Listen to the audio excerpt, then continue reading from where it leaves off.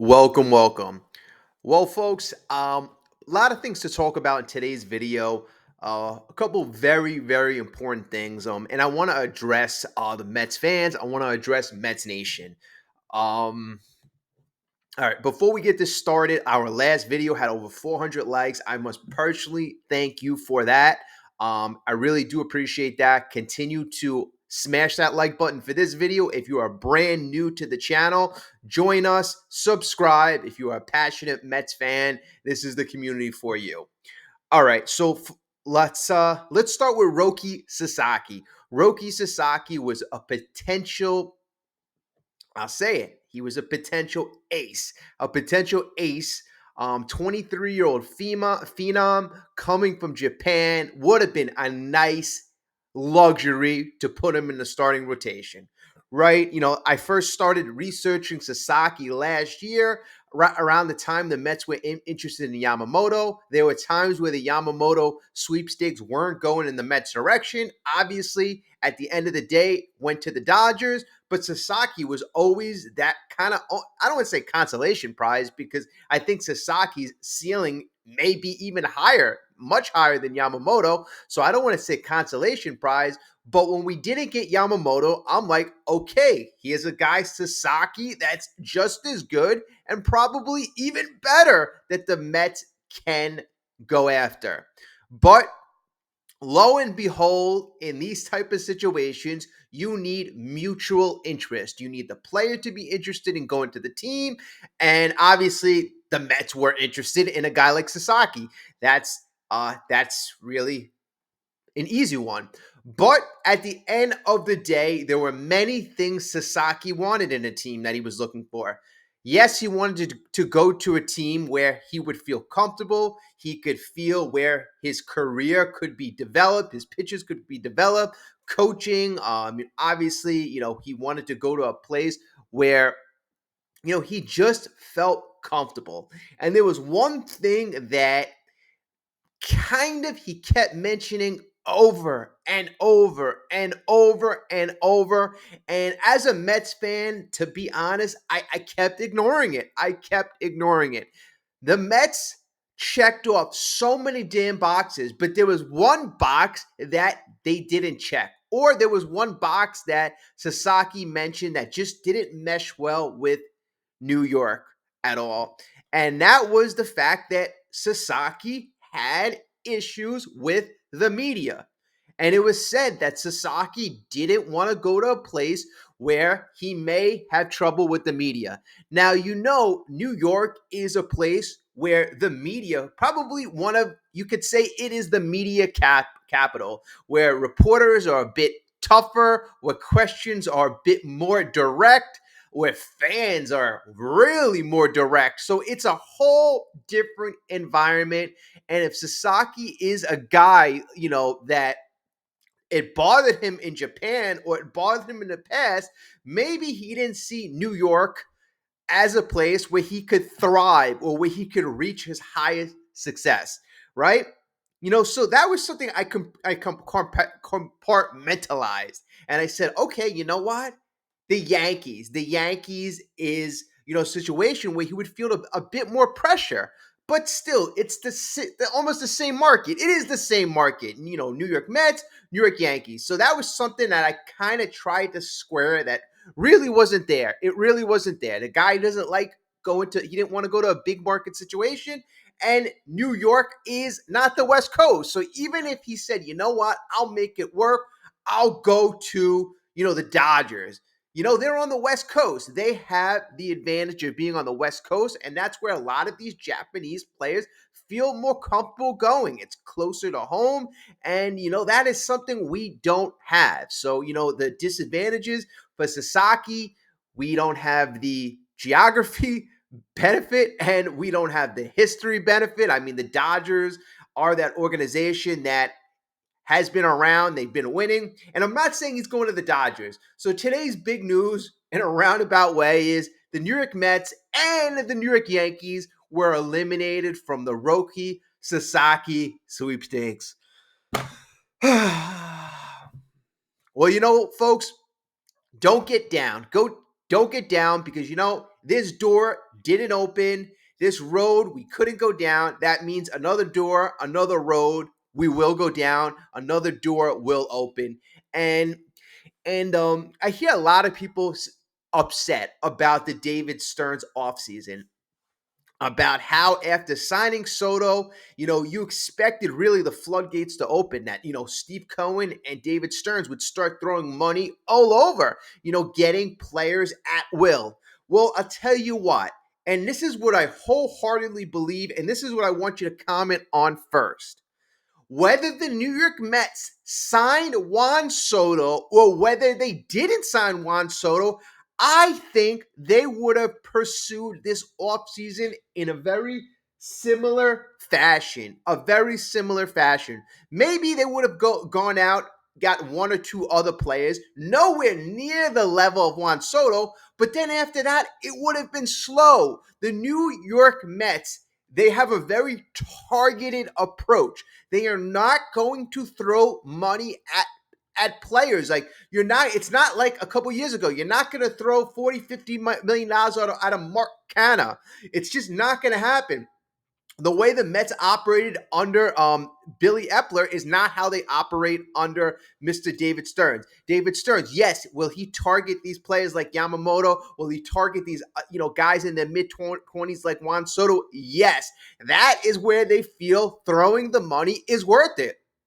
Other than that, they are going to get value. Value. All right, Sasaki. That was a guy you didn't have to throw big money in, and that would have been a great way to really bolster your pitching to get a guy like that. Now, where do you think he's going? Where do I think he's going? I've said this whole time. This whole time I said I'm not going to believe the Mets are out until they're officially out. Well, they're officially out. Whoop-de-doo.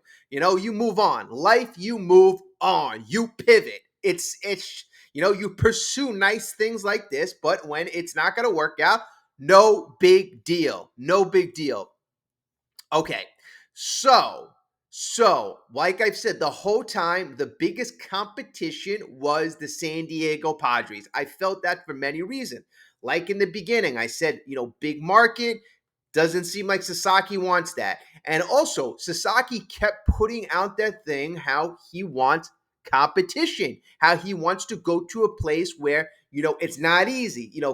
He's a competitor. So I always took that, okay, the Mets meet so many needs, but you know what? I think the Padres almost fill similar needs that the Mets filled. So I would say that the Padres right now, in my opinion, have a leg up over the Dodgers. And if you're a Mets fan, what you want right now, and you also hear the Blue Jays potentially are in these Sasaki sweepstakes, you got to hope that he picks the Blue Jays or even picks the Padres. You do not, and I mean do not, need Sasaki to go to the Dodgers. And I know if you're a Dodgers fan, yeah, you want everybody. Of course, you want everybody. But it's at what point is you're already expected to win in a landslide? You're already favorites. I mean, when is enough enough? I mean, you're already that heads and shoulders favorite. I don't know. I mean, to me, I think it's a little ridiculous. Yes, I'm a Mets fan. Yes, we have to get as much talent as possible. But the Dodgers right now, I think, I did the calculation. You have over $150 million invested in just the starting pitchers. And then you're going to get Roki Sasaki on top of it. Oh my God. Oh my God. I mean, honestly, then, there's no excuse for you not to win 120 games. There's no excuse for you not to sweep the playoffs. There's no excuse for you not to win the World Series. I mean, it is just that going to be that much expectation. And that's what I think Sasaki doesn't want. What he sees attractive in the Padres. You got the good geography there. You're going to be on the West Coast. You have a good pitching coach situation, one of the best pitching coaches in all of baseball. You're there with Yu Darvish. Yu Darvish has always been a mentor to Sasaki. So, I tried drawing those parallels with the Mets and Kodai Senga and Jeremy Hefner and the pitching lab, but, it just didn't seem like it was meant to be. And the fact of the matter that the Mets were in on the conversation, they got a meeting with Sasaki, just shows how much, how far they've come. 5, 6 years ago, if the Wilpons owned the Mets, do you think the Mets would have had a meeting with Sasaki?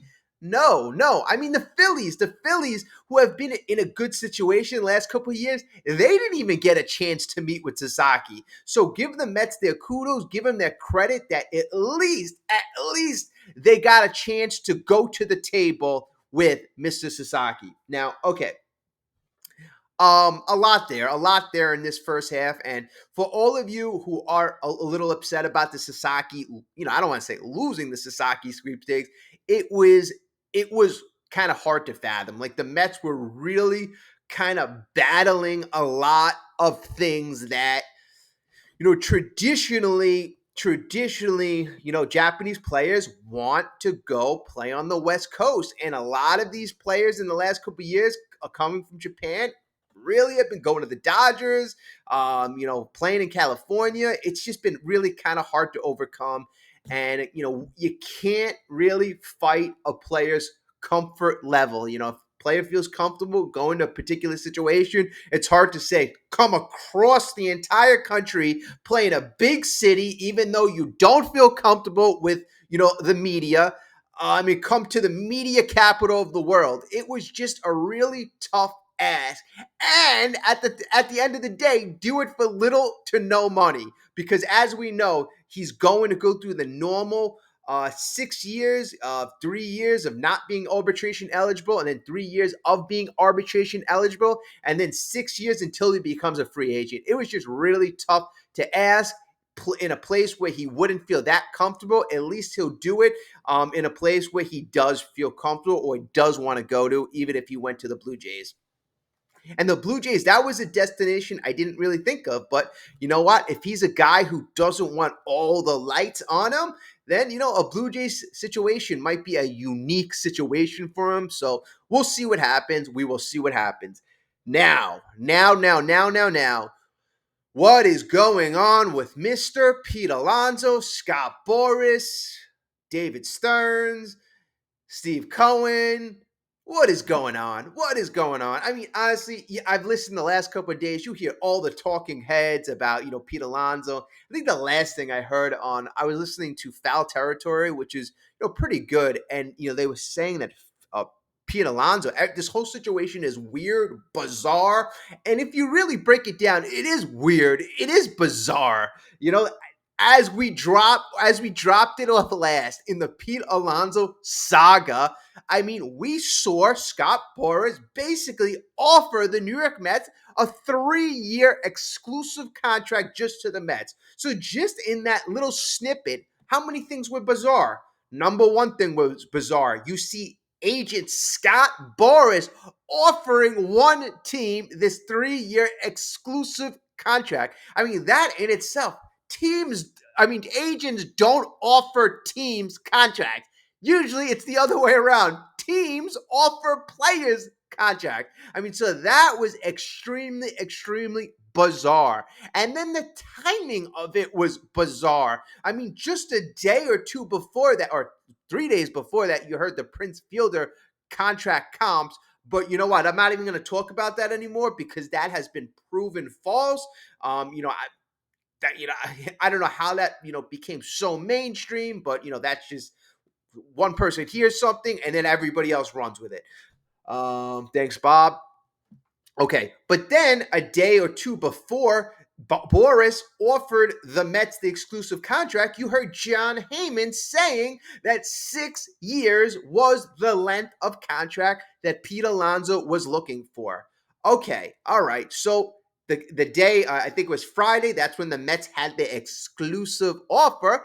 In the article, it said that Pete Alonso and Scott Boras changed their contract desires. So that explained why John Heyman just a day or two earlier said that Boras was looking for a 6-year deal. They changed altogether what they were looking for and what they wanted. So why on a dime? Why on a freaking dime did everything change on January? What is it? January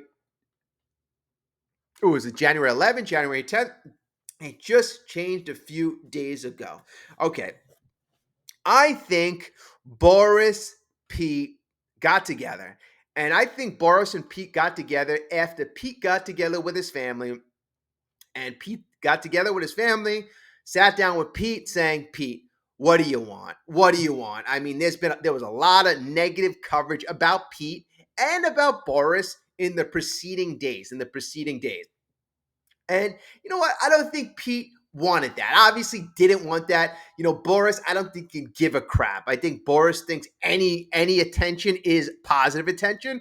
I think that's how he looks at it. But Pete's a guy that, hey, if he truly wanted to go back to the Mets, I don't think he wanted half of Mets Nation mad at him. Especially if he's going to have one of those contracts with the opt out after 1 year. He seems to be a bit of an emotional guy, and he seems to really care what the fans think. So, all right, you know what? Go back to Boris. I want to go back to the Mets. Let's get it done. Now, Boris says, hey, Pete, there's no long-term money out there right now. 6 years doesn't look like it's going to fly. 5 years, 4 years doesn't look like it's going to fly. Pete Alonso goes, why is that? Well, Boris retorts, there are no teams willing to go above the 3-year point. And in fact, the Mets are willing to go to the highest AAV. Okay, so then Boris and Pete go. There's no team that goes above the Mets in terms of money. There's no teams that go above the Mets in terms of years.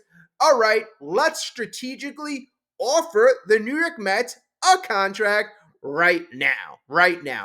So that's one possible scenario. Another possible scenario that I floated by the other day, and I said, maybe Boris and Pete Alonso got wind, and this is just speculation. Let me repeat, this is just speculation, that the New York Mets were pivoting, highly considering pivoting elsewhere because of the outrageous demands of Pete Alonso wanting the 6-year and potential 9-year deal. So the Mets at that point were like, okay, you know what? Let's give that money to Santander, and let's heavily consider getting a Luis Arraez. And that's what we heard. We heard that the Mets wanted to go after Luis Arraez or Yandy Diaz. And if they made those two moves, that would leave the polar bear out in the dark. So, that could have been one of the emphases, but you know what? Like I said, that is speculation. All we know is that the Mets were made that exclusive, very odd offer.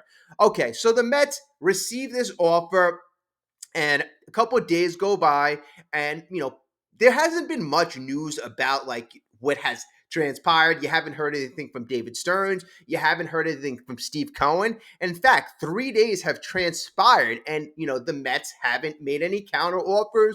You haven't heard any news that they're close to a deal. You have really heard, and I think this came from Will Salmon of The Athletic, but you heard about potential deals. And I think the potential deal that was floated around was that Will Salmon said a 3-year, $93.3 million deal would be around what the deal could look like. And that means that would be like the average annual value of like a first baseman. I believe Miguel Cabrera, he got 31 point something, and Pete getting 31.2 or 3. That would break the all-time average. So that could be a potential contract. But here, if you're David Stearns and you see Scott Boras doing something so out of the ordinary and so unlike Scott Boras, kind of screaming desperation, why are you all of a sudden going to give Pete Alonso a record-breaking contract? Any record-breaking contract, right? Why are you going to do that? The market is certainly not screaming that you should do that. Certainly not screaming. Now, if you're a Met fan or if you're a Pete fan, you may be saying, if you want production out of Pete, you'd certainly want to make him happy, right? And what were you thinking about giving him? Let's say maybe you squeeze Boris and you don't give him that 31 point something million dollar record-breaking contract per year, but you decide on giving him 25 million. So 3 years, 75 million. Is it worth the extra $5 or $6 million that you would save each year to potentially, upset Pete? or potentially not get Pete in the right mental space. I mean, you'd only be saving 5 or 6 million. I mean, or is Stearns looking for more like a Christian Walker like contract? I mean, I think Pete deserves a bit more money than Christian Walker because of the fact that Pete is 4 years younger, and you would expect him to have more explosive years than Christian Walker. I know Christian Walker has a superior glove, but Pete is really good with picking the ball. And in 2023, Pete has shown the ability to at least go to the right. Diving in the hole. I mean, he's had the instances where his range has been better.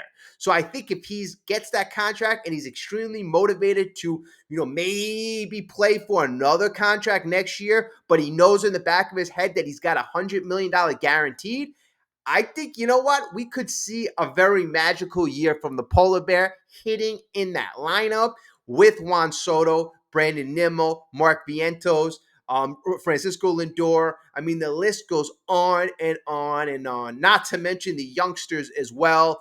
I think securing the services of Pete Alonso means a lot to this organization, more to this organization than any other organization. Now, the Mets have the best footing in this Pete Alonso negotiation. As we know, the Mets control, Pete Alonso's on the Mets. If another team were to sign Pete Alonso, that means they would have to give up draft capital. So another team investing in the Polar Bear, they really have to give up a lot. They have to give up a ridiculous salary, a ridiculous contract, plus draft capital. That is why the Mets and Pete Alonso are a match made in heaven. I mean, you really got to think, folks, that this deal is going to get done soon. But I think Stearns just cannot help himself. He's a very patient man. And by him being patient, this 5 or 6, potential deal, everybody thought, oh, Pete's looking for 7 or 8 years. Well, they'll probably meet in the middle for about 5 years. 5 years, 150, 5 years, 140. That's probably where the contract will be. Well, by Stearns being patient, this 5 or 6 year deal went to a 3 year deal, and this $150, $160 million contract went to a contract under $100 million. So yes, if you're in the Pete Alonso camp and you want Pete Alonso to get every last dollar, you're not going to be jumping for joy. But if you are, I guess a fan of the Mets doing their best, best job with finances, then you got to give the whole team, David Stearns, a thumbs up, because they're going to secure the services of the Polar Bear for a lot less financial risk. So that's just where we stand kind of right now. No news on the Mets. The Mets really haven't responded in turn to the Scott Boras offer. And like I said, it was just a very odd thing to see. Very odd thing to see. But I think despite, the David Stearns working on that contract offer to Pete Alonso, the Mets really have to be working on bolstering their pitching. Bolstering their pitching in a big way, and along with getting that extra hitter. I mean, at the end of the day, the Mets mid-January have a lot to do. And, you don't get one guy, no big deal. There's only one Juan Soto, right? A guy like Juan Soto comes around once every 15, 20 years. You got him. You got the generational player. Everybody else, you're not going to run through a wall to get. If you don't get that player, then you move on to the next guy. The Mets are being very patient. This is their new approach. David Stearns was successful in Milwaukee. He was successful in his first year with the New York Mets, and I expect him to be ultra successful in the future. But you can't help but looking across the country and looking at the LA Dodgers saying, oh my God, I mean, they were a juggernaut last year, and their targeted approach this offseason is, a thing of beauty. I mean, Blake Snell, Teoscar Hernandez, Hae-Sam Kim. I mean, they have added more and more talent, and if they were to add a Roki Sasaki to that, well, folks, it would just be a very difficult uphill battle. Now, the Mets wanted to be that dynasty, but you just have to see who is in the way, and that would just be such a huge, gigantic juggernaut in the way. So, hopefully, and Dodgers fans, obviously you want him, but hopefully he goes to the Padres. Hopefully he goes to a team like Toronto Blue Jays. The Dodgers just don't need him. They could win multiple World Series without him. Just the fact of the matter. All right, folks. So I gave you my Roki Sasaki reaction. I gave you my Pete Alonso reaction. That was, Pete Alonso. It's just really odd. This whole thing has been like really odd. And in the beginning I was kind of a little, disappointed in the Pete. But if you are one of those people disappointed in Pete, saying Pete has the ultimate control, hey folks, Pete just took control. He just took control. That is not a Scott Boras move to offer contracts to respective team. That is a player taking control, saying, Scott, I apologize. I'm taking all your leverage away from you, but I want to go to the New York Mets. So, you gotta like Pete. If you're a one who was getting on Pete for not taking control, Pete Alonso just took control. Now, the guy that I would continue to pursue, and there are other options out there. I mean, there are a lot of decent options out there, but I still like the idea of the Mets getting a Tanner Scott because of the fact he is a lefty. He's a guy who has closed in the past. You have an Edwin Diaz, and that is why Tanner Scott is so damn attractive, to essentially have a left-handed Edwin Diaz. Yes, he's got different pitches, but I mean, he's a guy who could throw over 100. His stuff has gotten better throughout the last 2 or 3 years. And just to couple him with Edwin Diaz, I say, you know what? You really go for it. You shorten that 9-inning game into a 7th-inning game. Then David Stearns will develop one or two other bullpen guys. So that means the game will get even shorter and shorter. And that is how you gain your upper hand. If the Dodgers are going to have that killer rotation, you have that killer bullpen. Plus, you don't want to put yourself in a situation where you find yourself at the deadline one or two bullpen arms short. That is not where you want to find yourself, because truth be told, that is how you're going to overpay in a drastic way. And isn't it so funny that bullpen arms at the trade deadline are so damn costly, when bullpen arms right now, and I know, based on the workload, $15-20 million going to a Tanner Scott is a ridiculous amount of money.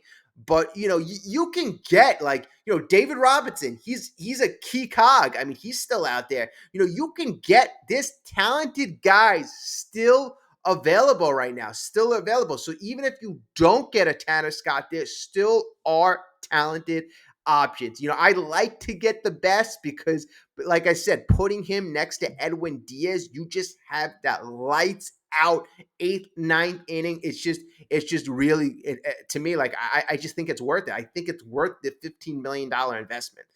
So, that's where I'm thinking right now.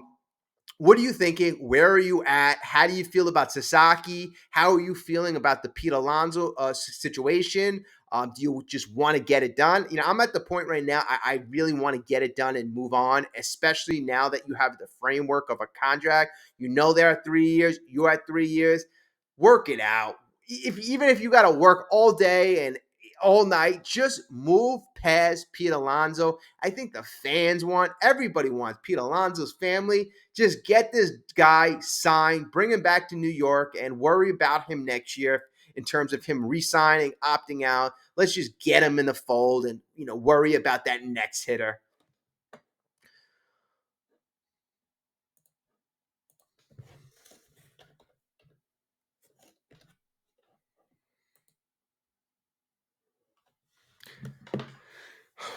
Now the next hitter that everybody is kind of saying, "Hey, you know what? I love to get is Anthony Santander."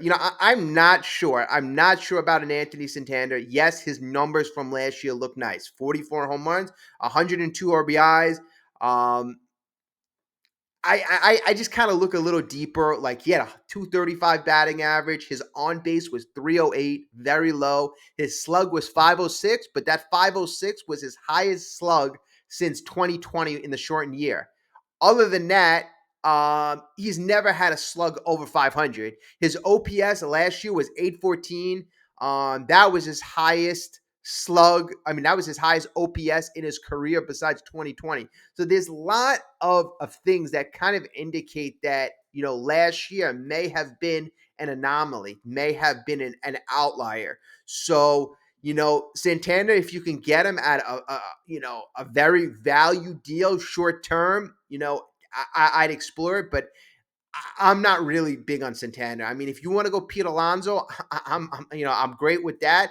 But I'm also, I'd rather explore the Bregman. Yes, it's going to cost you more money, but you're going to get more value. And if you're not a Bregman fan, then you know what? Then I'd explore the other options. If Luis Arai would still be on the table, although, I'm not great on, highly. I'm not high on Luis Arai because where the hell are you going to play him? Where the hell are you going to play him? If you think Vientos is a guy whose defense is subpar and you think Alonso is a guy whose defense is subpar, now you're bringing another guy in the mix whose defense is potentially subpar. So, I mean, unless it's not going to cost you much and, that's up for debate. I would still like to explore like more options. I mean, at the end of the day, we might go back to the farm and get Pete Alonso and Jesse Winker. That might be it. And then the new addition to the lineup would be Juan Soto, and that would be a mega magical addition. And folks, if that happens, I wouldn't be that upset because if you're one who wants change to the lineup, you have mega change in Juan Soto, but you also have growth and development of the youngsters. You're going to have Mark Vientos for a full year, folks. Remember, he missed a lot of at bats in April. So you're going to have Mark Vientos for a full year, and you're going to have him better. You're going to have Francisco Alvarez for a full year, hopefully healthy. He's going to be better. You're going to have Ronnie Mauricio. Hopefully he's able to contribute this year. You're going to have Luis Angel Acuna, hopefully, he's able to contribute to the mix. We saw what he had, what he brought to the table at the end of the year. So you're going to have a lot of these youngsters being able to contribute. I mean, Brett Beatty, I don't know. I don't know what he's able to do, but hopefully, if he gets another chance at the MLB, hopefully he's able to really take advantage of that. I mean, he's a guy who was a top 20 prospect in all of baseball. He's got skill in there. He's got skill. A lot of it is between the ears, but he's going to have a very limited opportunity now to show MLB scouts and the New York Mets that he can be a competent MLB player. The clock is ticking for Brett Beatty. Hopefully he takes advantage of it. Then, of course, you got those other youngsters, Jet Williams, Drew Gilbert. Do these guys get the opportunity? And then if so, like, do you even want them to get the opportunity? Because if you're going to a Drew Gilbert and a Jet Williams, I mean, that obviously means that we're probably not having the best of years. But before you get to them, obviously you have Luis Angel Acuna, Mark Vientos, Francisco Alvarez. Those guys will be in the lineup, and those guys will have opportunities to produce and produce in a big way. So I see those guys growing, and I see the Mets, these guys, as they grow, the Mets adding a different dynamic to the team. Because, the Mets in the last couple of years, old, they were old. Lindor right now, he's going his age 31 season. This is the year right now where the Mets have to really go for it. There's really no kind of like turning back. There's no saying, hey, let's 2-3 years away. You got Juan Soto. You got Francisco Lindor. You're going to bring Pete Alonso back at age 30. You just gave Sean Manaea $25 million. Folks, we are in it right now to compete for a World Series, and that's what makes me feel good. That's what should make you feel good at night. And, Right now, it's been slow in the last couple of days. It has been slow. You see people speculating. I haven't been doing many videos because I don't want to give you the same nonsense, the same crap. I don't want to speculate on the same thing. Soon things are gonna pick up. Trust me, things are gonna pick up. We're gonna start getting bullpen arms. We're gonna start getting hopefully one or two more starters. I was the one, and I've always said that I believe David Stearns is still going to make his signature trade, just like he did with the Milwaukee Brewers, getting a Christian Yelich. I think that he is gearing up to make some type of trade, but I think he wants to see how he can fill out the roster with free agents, and then he can, you know, gear up for that trade. Gear up for that trade. So let's see. Yeah, all right, folks. So we're gonna wrap it up here. It's about 1:45 in the morning. If you haven't got a chance, like the video, subscribe. We're gonna talk to you very, very soon. Let's go Mets. And like I said, don't feel bad about Roki Sasaki. We're gonna go in a different direction. We're gonna pivot. We will be 100% fine. No worries.